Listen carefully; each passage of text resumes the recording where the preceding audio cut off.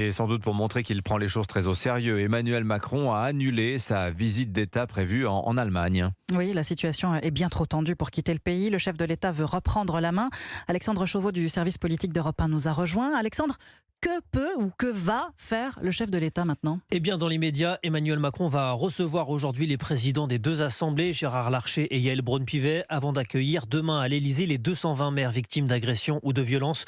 Dans le même temps, Elisabeth Borne accueillera à Matignon les présidents des groupes parlementaires. Décision prise hier soir lors d'une réunion convoquée au Palais autour des principaux ministres. Le chef de l'État les a enjoints à continuer d'aller sur le terrain.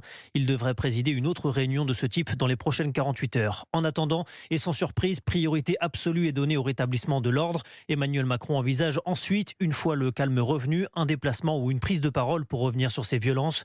L'Élysée fait savoir qu'il faudra, je cite, débuter un travail minutieux et de plus long terme pour comprendre en profondeur les raisons qui ont conduit à ces événements, car ces émeutes sidèrent jusqu'au plus haut sommet de l'État. L'âge des émeutiers, l'ultra-violence et la gratuité des actes commis interrogent. En off, plusieurs proches d'Emmanuel Macron n'hésitent pas à prolonger son analyse sur le processus de décivilisation. Alexandre Chauveau du service politique d'Europe